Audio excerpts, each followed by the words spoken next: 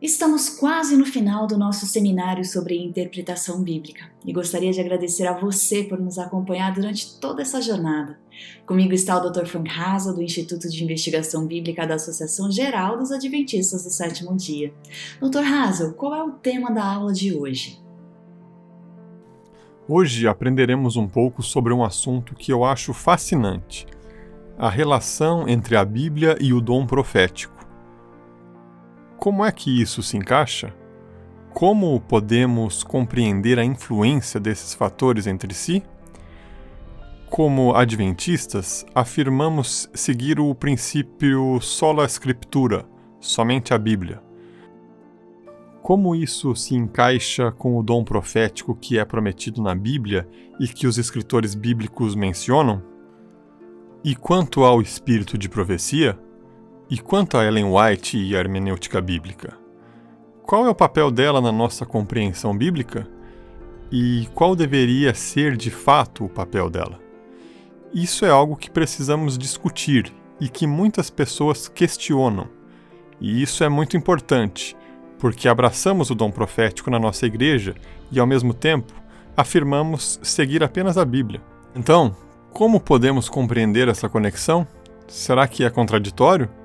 Eu acredito que o vídeo de hoje, e em particular o capítulo que veremos, nos ensinará algo realmente útil para entender essas conexões a partir do próprio texto bíblico e da autocompreensão de Ellen White, que afirma a mesma coisa.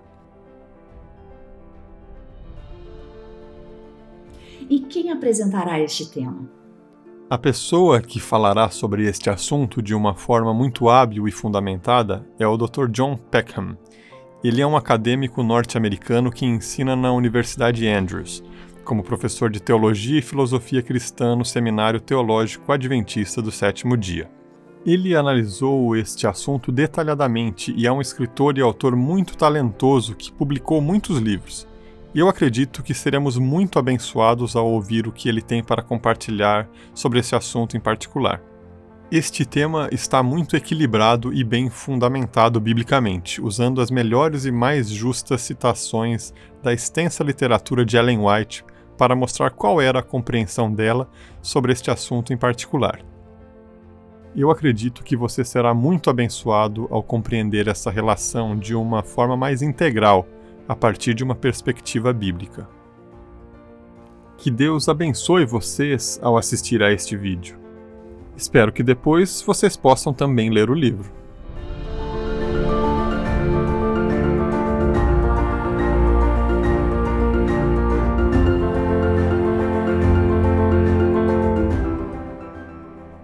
Unindo-se a nós agora para discutir o dom profético e o princípio da sola escritura, está o Dr. John Peckham. Obrigada, Dr. Peckham. Ao estabelecer a base para a nossa conversa, por favor, nos explique o que é a sola escritura, o que esse princípio afirma e o que nega. Sim, a forma mais simples de entender o princípio da sola escritura é que significa que a escritura é unicamente normativa ou que tem uma autoridade única ou um tipo de autoridade decisiva, através da qual outras alegações, fontes ou fatores teológicos devem ser analisados. Então, a forma mais simples de compreender a sola escritura é que a escritura é a única regra de fé e prática normativa. Mas nem todos entendem a sola escritura da mesma forma. Às vezes, quando as pessoas escutam dizer sola escritura, pensam que isso significa ler a Bíblia por si só e mais nada. Não há mais nada que o impacte. Mas ao defini-la dessa forma, a sola escritura torna-se isolacionista, ou seja, você estará tentando ler a Escritura por si mesmo, mas na verdade nunca ninguém leu a Bíblia completamente por si mesmo. Todos somos influenciados por outros fatores, contextos ou tradições. Por outro lado, há alguns que, ao falar de sola escritura, querem dizer que a Bíblia é a fonte primordial, mas alguns usam essa frase e depois incluem outros fatores, colocando-os ao mesmo nível da Bíblia. Então, o que as pessoas e os cristãos definem como sola escritura podem ser coisas muito diferentes. Quando eu uso a frase e acredito que esta é uma compreensão bíblica da sola escritura, vejo que, ainda que a frase não esteja na Bíblia, o ensino está na Bíblia. A Bíblia, por si só, é a única regra de fé e prática normativa. Isso pode ser dividido em 3 afirmações, mas essa é a ideia básica. Em poucas palavras, estas são as 3 afirmações. Número 1. A Bíblia é a incomparável e única fonte normativa da revelação divina, que é divinamente encomendada para servir como regra de fé e prática. Número 2. A Bíblia é a regra de fé e prática completamente confiável, única e suficiente.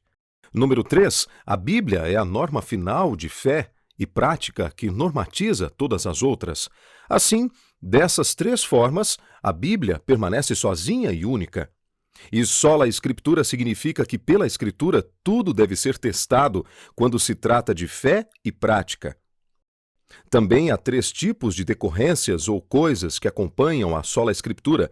Estes outros são: a tota Escritura quer dizer que toda a Bíblia deve funcionar como esta regra, não apenas partes ou trechos individuais, mas a totalidade da Bíblia, a qual chamamos de cânone bíblico e a respeito da qual falaremos em breve.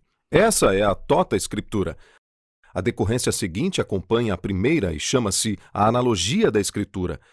A analogia da Escritura estabelece que pode-se entender a Bíblia ao comparar partes da Bíblia com outras partes da Bíblia. Dito de outra forma, você compreenderá a Bíblia ao lê-la à luz do resto da própria Bíblia. Então, a tota Escritura e a analogia da Escritura andam de mãos dadas. E por último, mas certamente não menos importante, temos o princípio de que as coisas espirituais são discernidas espiritualmente. Então, este é o princípio da sola Escritura e as decorrências que a acompanham. No entanto, como mencionei, há grande confusão sobre a sola Escritura. Portanto, é muito importante também saber identificar as 4 coisas que a sola Escritura não significa, a fim de evitar mal-entendidos, que muitas vezes causam problemas quando começamos a falar de profetas fora da Bíblia Sagrada. Sobre isso também falaremos em breve. A primeira coisa que a sola Escritura não ensina é que a Bíblia é a única fonte de conhecimento. A própria Bíblia diz que há conhecimento fora dela e mesmo fora da revelação profética. De fato, há outros tipos de revelação.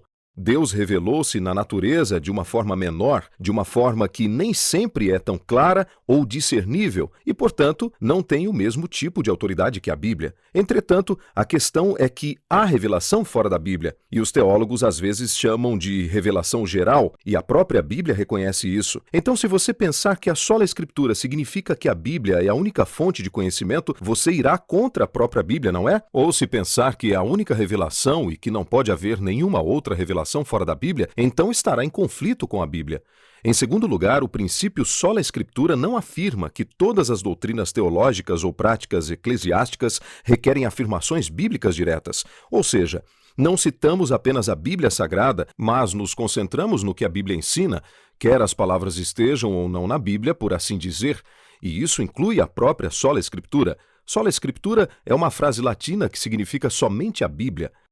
Essa frase não está na Bíblia, mas o seu ensino está, pois a Bíblia ensina que essa revelação divina encomendada por Deus permanece por si mesma como regra ou norma.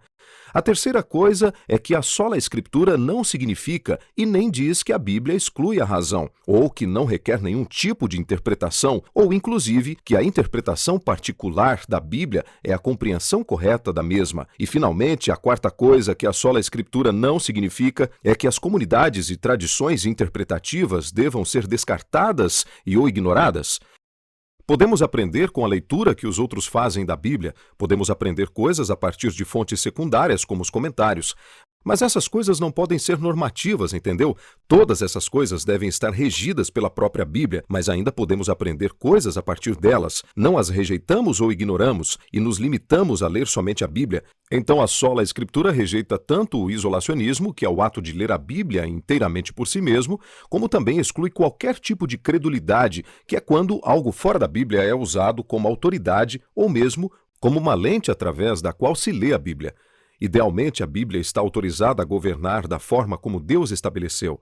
Em poucas palavras, esse é o princípio sola Escritura. A teologia adventista do sétimo dia está sob muito escrutínio e crítica com relação ao princípio da sola escritura, porque reconhecemos a manifestação do dom profético em Ellen White. Como podemos conciliar o fato de afirmarmos a nossa crença na sola escritura, como fazem as outras religiões reformadas, e aceitarmos o dom profético de Ellen White? É por isso que é tão importante compreender o que a sola escritura ensina e o que ela não ensina. A sola escritura não significa que a Bíblia, por si só, seja a única fonte de revelação ou até mesmo a única fonte de autoridade, mas que ela é unicamente normativa. Até a própria Bíblia menciona que existiram profetas que não tinham escritos na Bíblia.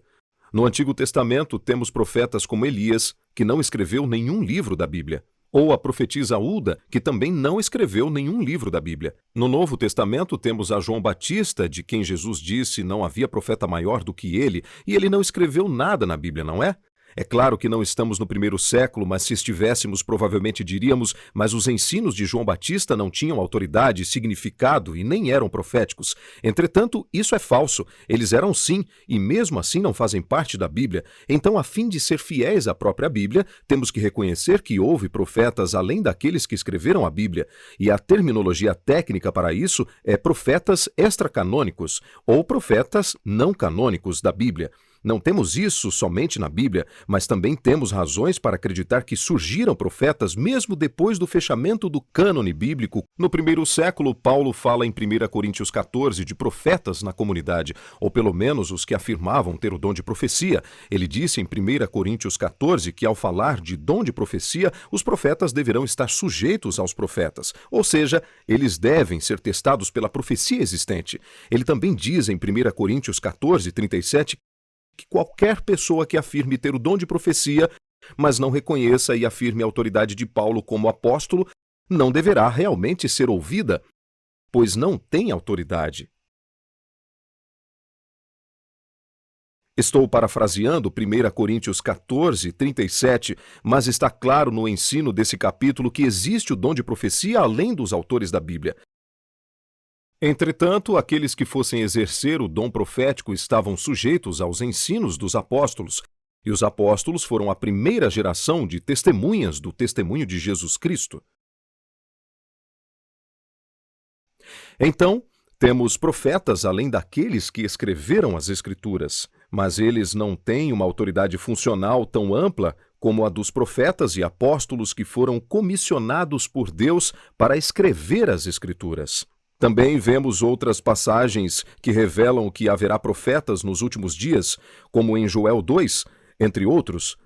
Então, só haverá conflito com a sola Escritura se aceitarmos qualquer tipo de revelação ou fonte fora da Bíblia como fonte normativa, quer a coloquemos no mesmo nível que a Bíblia, quer superior a ela. Os adventistas do sétimo dia acreditam que os escritos de Ellen White são proféticos e são inspirados por Deus, mas estão sujeitos à regra da Bíblia. É pela Bíblia que testamos se Ellen White foi uma profetisa e se tinha um dom profético, bem como se qualquer outra pessoa que afirme ter o dom profético é realmente um verdadeiro profeta. O cânone bíblico foi encerrado, não se pode acrescentar nada nele. Falaremos um pouco mais sobre isso depois, sobre o porquê está fechado e como isso funciona. Mas os escritos de Ellen White ou de qualquer outro que afirme ser um profeta serão aferidos e sujeitos à Bíblia. Isso não está apenas de acordo com o que a própria Bíblia ensina sobre a autoridade dos profetas do Antigo Testamento, mas o Novo Testamento é testemunho daqueles profetas e de todos os outros profetas que virão, pois estão sujeitos à sua autoridade. Isso também é algo que afirmam os escritos antigos de Ellen White, nos quais ela diz claramente que os seus escritos são, nas suas palavras, uma luz menor para guiar homens e mulheres à luz maior. Dessa forma, ela deixa bem claro que os seus escritos não devem ser considerados no mesmo nível que o cânone da Bíblia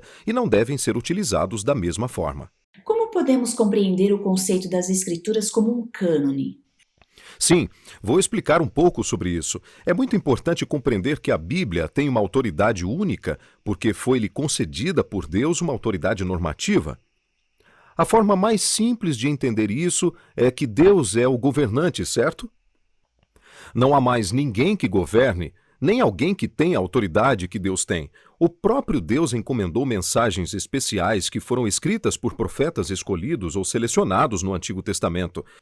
e apóstolos escolhidos ou eleitos, ou amigos próximos dos apóstolos que estavam sob a sua orientação no que diz respeito ao Novo Testamento. Então temos os escritos desses profetas ou apóstolos funcionando como regra ou norma. É isso que a palavra cânone significa na sua essência básica. Um cânone é uma regra. Assim, o cânone bíblico refere-se à coleção ou conjunto de escritos que os cristãos acreditam que Deus estabeleceu para ser regra de fé e prática. Se reconhecermos corretamente que os livros das Escrituras são aqueles escritos que Deus encomendou para ser a única regra de fé e prática normativa, então os livros bíblicos devem ter a autoridade que os outros escritos e outras mensagens não têm. A forma mais simples de explicá-lo é que o governante prescreveu ou encomendou escritos para servirem como regra. Esses escritos do cânone bíblico possuem essa autoridade governante intrínseca em virtude de serem escritos que Deus designou para serem a regra. O cânone inteiro da Bíblia é melhor entendido como um documento de testemunha da aliança. O que isso significa? Significa que os escritos da Bíblia são, na realidade, o testemunho ou a testemunha registrada dos grandes atos de Deus, o que às vezes é chamado de Antiga Aliança. O Antigo Testamento certifica isso, e essa é a revelação que conduz à vinda de Cristo e ao Novo Testamento, o qual age como testemunha sobre os acontecimentos de Cristo, a vinda de Cristo, o ministério de Cristo, a morte e a ressurreição de Cristo e o estabelecimento da Igreja, entre outros. Então, o Antigo e o Novo Testamentos são os testemunhos dos grandes atos de aliança de Deus na história da redenção. Portanto, é um documento testemunhal dos grandes atos da aliança de Deus. Isso significa que os escritos neles contidos são os escritos de profetas e apóstolos da aliança ou amigos próximos dos apóstolos. E o que isso significa? Os profetas e apóstolos da aliança foram os destinatários da revelação e inspiração que foi encomendada por Deus para testemunhar e comunicar a aliança de Deus, a revelação que apontava para Cristo no Antigo Testamento, e a revelação da aliança de Deus que testemunhava o acontecimento de Cristo no Novo Testamento. Consequentemente, os escritos desses profetas e apóstolos da aliança são intrinsecamente canônicos, ou seja, eles possuíam a autoridade normativa porque tinham sido comissionados por Deus, o próprio governante. Dito de uma forma mais simples, o cânone bíblico consiste no testemunho da aliança que conduz à vinda de Cristo e o testemunho da aliança da própria vinda de Cristo. Quando Jesus veio, ele cumpriu o Antigo Testamento. E a forma como se referiu ao Antigo Testamento e o cumprimento do seu ministério confirmou que o Antigo Testamento vinha de Deus e estabeleceu o Novo Testamento como testemunha dele mesmo. Ele comissionou aos apóstolos e estes forneceram esse testemunho irrepetível de primeira mão e primeira geração de Cristo e a sua ressurreição. Cristo veio uma vez e nós estamos à espera de sua segunda vinda.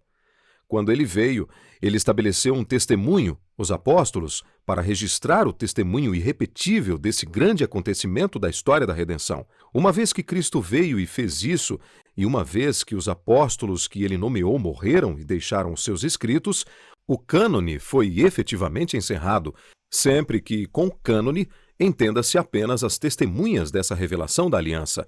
Logo, uma vez que os apóstolos da primeira geração foram nomeados morreram, não podia haver qualquer outra revelação que pudesse igualar a dos apóstolos nomeados pelo governante. Por quê? É simples. Uma vez que o governante chegou, a regra que ele estabeleceu é inigualável até o próprio governante retornar.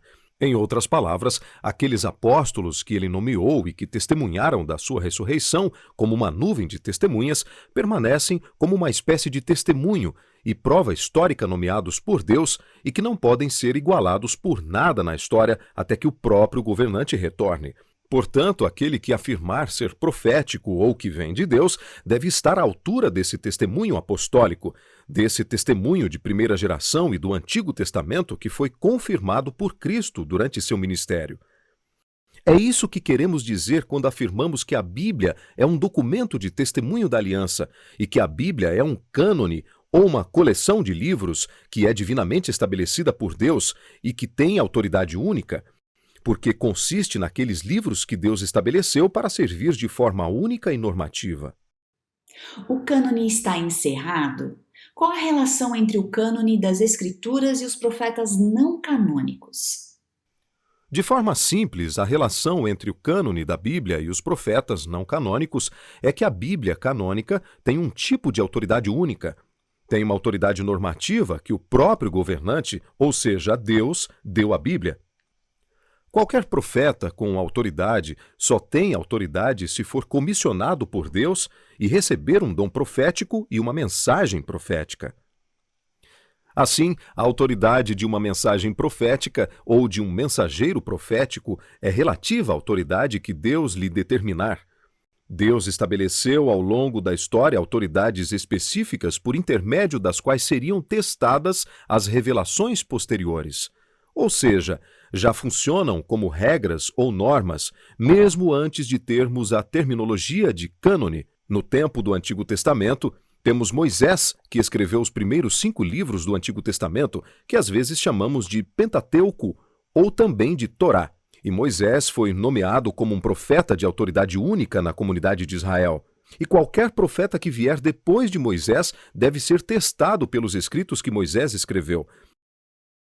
Se eles não concordarem com a forma, com a lei e com o testemunho, se não falarem de acordo com a sua palavra, não há luz neles. Ou seja, os profetas que vierem depois devem concordar com os antigos profetas, a começar por Moisés. Então podemos ver esse tipo de acordo normativo único. E é muito interessante ver que, mesmo na época de Moisés, Moisés não era o único profeta na comunidade de Israel. Tanto Arão, o irmão de Moisés, como Miriam, a irmã de Moisés, tiveram o dom de profecia, pelo menos algumas vezes, mas não tinham o mesmo tipo de autoridade que Moisés ou seus ensinamentos, e podemos ver isso claramente em Números 12, entre outros. Então nem todos os profetas têm a mesma autoridade funcional. Moisés tinha um tipo de autoridade normativa especial, e depois dele, qualquer mensagem deveria ser aferida a Moisés. Também temos outros profetas que são ratificados por Deus. O próprio Moisés foi ratificado por Deus à comunidade, em Números 12 e outros lugares onde diz: com ele falo face a face, ou seja, algo como este é quem fala por mim e tem um tipo de autoridade única. Os profetas também são atestados por Deus, mas devem ser testados pela autoridade profética anterior. Quando se trata do Novo Testamento, os próprios apóstolos encorajaram as pessoas a testá-los pelas escrituras existentes no Antigo Testamento. Por isso, no livro de Atos, os bereanos são de fato reconhecidos e elogiados porque testaram tudo o que os apóstolos haviam ensinado. Como? Com as Escrituras, pelo que agora conhecemos como Antigo Testamento. Então, o ensino apostólico é testado pelo Antigo Testamento. O próprio Cristo cumpre o Antigo Testamento, mas também designa o Novo Testamento para servir como regra única. Como mencionamos anteriormente, uma vez que o governante veio, a regra que ele estabeleceu continua sendo a única regra inigualável até que ele retorne. Ou seja, até Cristo voltar, esse testemunho apostólico e o testemunho do Antigo Testamento que Cristo ratificou e estabeleceu, que conhecemos como cânone da Bíblia, serve como uma regra inigualável para qualquer outro profeta que vier depois. Qualquer profeta, tanto no tempo dos apóstolos, como vemos em 1 Coríntios 14, ou que possa surgir mais tarde na história, deve ser testado e sujeito a essa única regra histórica que Deus estabeleceu para servir como regra de fé e prática. Então, se os profetas não canônicos forem verdadeiros profetas, as suas mensagens serão autoritárias e inspiradas, mas a sua autoridade nunca poderá igualar a autoridade da Bíblia, porque eles devem ser testados pela regra única dada por Cristo, o próprio governante. Como é que Ellen White relacionou o seu próprio dom profético com as Escrituras? Nessa questão sobre como Ellen White relaciona o dom profético dela mesma com a Bíblia, é muito significativo entender que ela enfatiza repetidamente que qualquer dom profético ou ensino profético fora da Bíblia deve estar sempre sujeito às Escrituras, incluindo seus próprios ensinamentos. Ou seja, ela afirmou, entre outras coisas, que a Bíblia deve ser a nossa única regra de fé e prática. Ela, inclusive, escreveu isso: há necessidade de uma volta ao grande princípio protestante, a Bíblia e a Bíblia só como regra de fé e prática. Isso está no livro O Grande Conflito, página 204. Eu poderia listar várias citações onde ela afirma a mesma norma.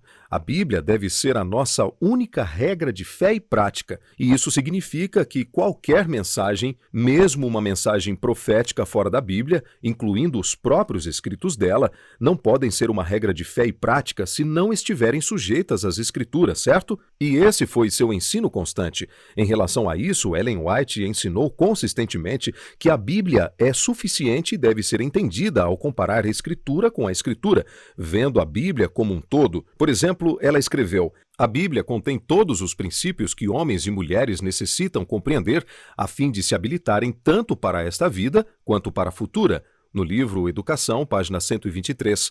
Portanto, essa é a suficiência da Bíblia. Mas ela também afirma que a Bíblia não é apenas suficiente para ser uma fonte de fé e prática, mas também em relação à interpretação. Ou seja, a Bíblia deve ser interpretada em comparação com a própria Bíblia, o que significa que algo fora da Bíblia não deveria ser utilizado como uma interpretação normativa das Escrituras. Ela escreve também, por exemplo, a Bíblia se autoexplica. Textos devem ser comparados com textos. O estudante deve aprender a ver a palavra como um todo e também a relação entre suas partes.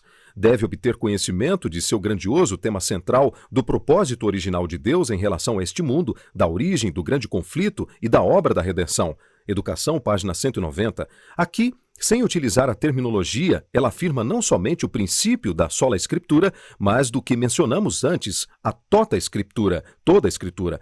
E a analogia da Escritura, comparando a Bíblia com a própria Bíblia. Ela também afirma claramente o princípio de discernir o espiritual de forma espiritual. Continuamente, ela diferencia de forma clara o cânone bíblico das mensagens proféticas não canônicas, incluindo seus próprios escritos. Então, por exemplo, ela diz: durante os séculos em que as Escrituras do Antigo Testamento, bem como as do Novo, estavam sendo dadas, o Espírito Santo não cessou de comunicar luz a mentes individuais, independentemente das revelações a serem incorporadas no cânon sagrado. A Bíblia mesma relata como, mediante o Espírito Santo, os homens receberam advertências, reprovações, conselhos e instruções em assuntos de nenhum modo relativos à outorga das Escrituras. E faz-se menção de profetas de épocas várias, de cujos discursos nada há registrado. Semelhantemente, após a conclusão do cânon das Escrituras, o Espírito Santo deveria ainda continuar a sua obra, esclarecendo, advertindo e confortando os filhos de Deus.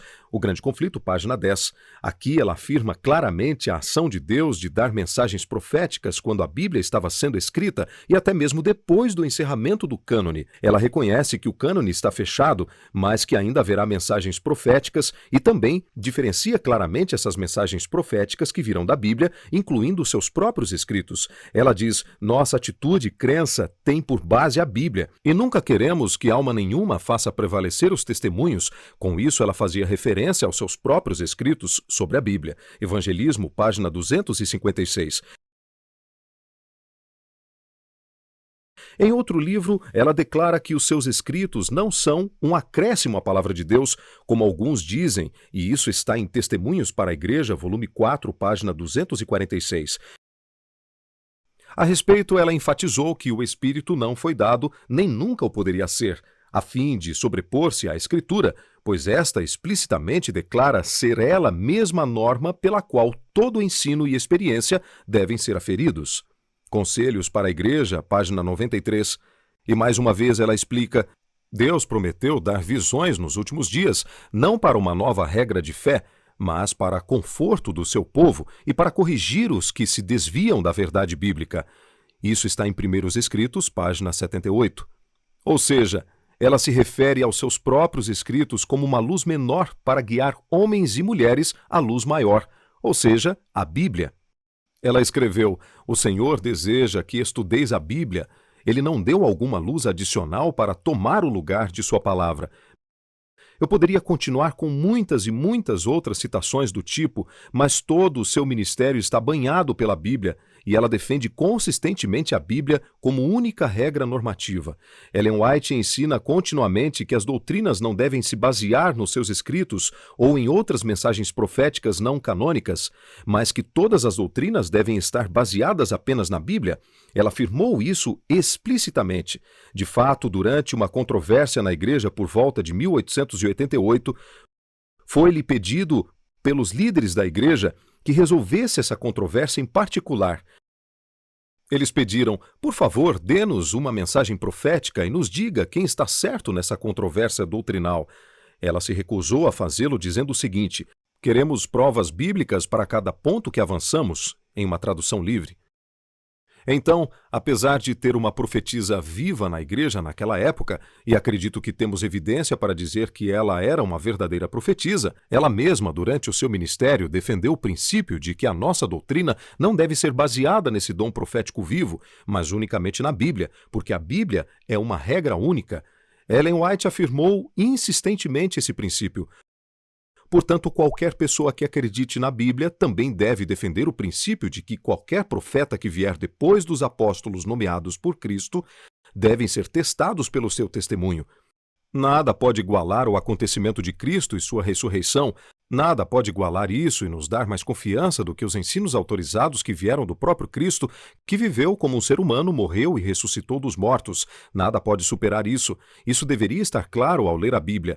Mas aqueles que acreditam que Ellen White era uma verdadeira profetisa também sabem pelos seus escritos que qualquer pessoa que acredite que ela é uma verdadeira profetisa deve utilizar seus escritos assim como ela mesma pensava que deviam ser usados, não os colocando no mesmo nível da Bíblia, mas reconhecendo que devem ser sujeitos às Escrituras, não porque sejam menos inspiradas ou de menor utilidade, mas porque Deus, na sua infinita sabedoria, nomeou a Bíblia para ser uma única regra normativa que pode nos ajudar a discernir entre a verdade e o erro, a fim de que um profeta não possa surgir séculos mais tarde e enganar pessoas para seguir qualquer caminho ao dizer "eu vim de Deus", e para que nós tivéssemos que nos sentar e analisar, bem, essa pessoa parece um profeta e essa outra não parece, ou talvez prematuramente colocar alguém no mesmo nível e descobrir mais tarde que era um falso profeta. Isso não pode acontecer, pois um verdadeiro profeta não deve ser colocado no mesmo nível que aquela testemunha de Cristo, dada pelos apóstolos e pelos profetas anteriores. Logo, todo profeta é continuamente testado e qualquer profeta que surgir e disser que os seus ensinos estão no mesmo nível da Bíblia, prova assim que não é um verdadeiro profeta, que não vem realmente de Cristo. Isso está bem claro nos escritos de Ellen White. As suas próprias mensagens proféticas estão sujeitas à Bíblia e não têm a mesma autoridade funcional. Considerando o que abordamos nessa discussão, o fato de reconhecer escritos proféticos fora das Escrituras mina o princípio da sola Escritura? E é o princípio da sola Escritura consistente em afirmar o dom profético de Ellen White? Isso tudo pode se resumir a uma compreensão adequada da sola Escritura. Se pensarmos que a sola Escritura quer dizer que não pode haver um ensino profético fora da própria Bíblia, ou ser escrito por alguém que não escreveu a Bíblia, então teremos um problema. Mas a forma como o princípio da sola Escritura é ensinado na própria Bíblia, como vimos anteriormente, diz que a Bíblia tem uma autoridade única, mas que também pode haver outros profetas e revelações. Não há conflito. Identificar profetas fora da Bíblia é perfeitamente consistente com o princípio da sola Escritura, sempre e quando qualquer mensagem profética ou profeta fora da Bíblia forem testados pelas Escrituras e considerados sujeitos à autoridade da Bíblia. Então, ao entender isso como o princípio da sola Escritura, é perfeitamente consistente reconhecer o dom profético de Ellen White e afirmar que a sua autoridade profética não canônica é uma autoridade menor, que não está no mesmo nível da autoridade normativa única do cânone bíblico. Isso não é somente consistente com a Bíblia e seus ensinos, como também com os próprios escritos de Ellen White. Ou seja, existe uma diferença, como vimos, entre os escritos canônicos e os escritos proféticos não canônicos. Portanto, em termos simples, se a Bíblia é a única regra de fé e prática, nenhum outro escrito pode funcionar como regra de fé e prática. Então, se alguém aceitar os escritos de Ellen White ou qualquer outro escrito profético ou fonte como única autoridade normativa, estará sendo inconsistente com o princípio da sola Escritura.